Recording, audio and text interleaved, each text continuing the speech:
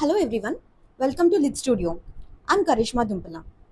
So today we are going to talk about AJ Grimes. So he is going to be a very important structuralist philosopher.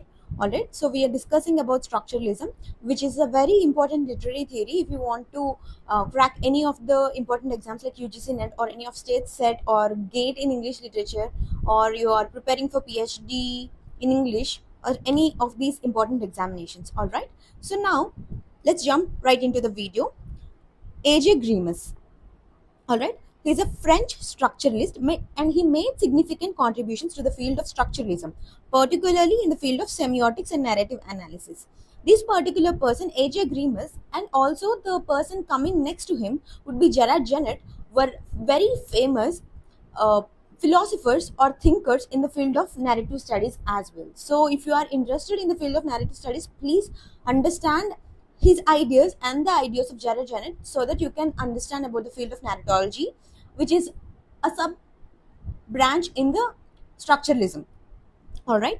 So now we'll look into the works given by A.J. Grimes. The first work would be Structural Semantics. All right, Structural Semantics, colon, an attempt at a method. It was published in the year 1983. So now, the work Structural Semantics, it provides a comprehensive overview of his methodological approach to the study of language and culture. Okay, what does this book do is that if you want to study a language and a culture of a particular set of people, this particular work provides a methodological approach through which you can study the language and culture. All right, and his second work is Semiotics and Language, colon, an analytical dictionary. It was also published in the year 1983. Remember his works. The first one is Structural Semiotics, and the second one is Semiotics and Language. So now his concept is very similar to that of Vladimir Prop. If you haven't already watched the video on Vladimir Prop, I request you to watch it. Vladimir Prop has given the idea of 31 narratives and 8 character types. Alright, which is quite similar to the idea given by A.J. Grimes, which is the concept of 6 actants. Alright, so now what does actant mean is that Grimes introduced the concept of actant, which is a role or function within a narrative that acts upon the story. Actants can be characters, objects, or forces that drive the narrative forward. This concept is central to Grimes' narrative semantics, providing a way to analyze the roles and interactions within narrative structure. So you have to understand that actant is a role or a function within the narrative that actually makes the story go forward. All right. So what are the 6 actants he has given? Is subject, object, helper, opponent, sender, and receiver. If you look into these would be very similar to the 8 character types of Vladimir Prop. That is the reason why I asked you to look at the concepts given by Vladimir Prop. All right. So subject actually is directed towards the object, and object and subject, they both have a relationship which is called junction. All right, the subject can be the hero, the object can be the princess or the female protagonist of the story. All right, and then there is helper. The helper actually assists the hero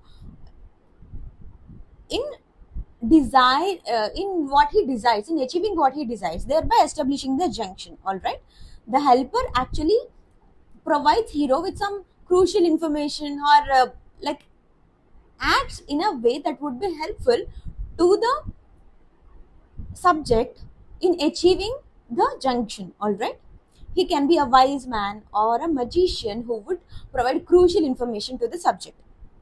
Then there is opponent. Opponent is the villain. All right, what he does, he looks at the relationship between the subject and the object, and he wants to hinder the process of junction. All right, that is what a villain does, right? He wants to not have the relationship between the subject and the object. And then there is sender. the sender actually requires the establishment of the junction.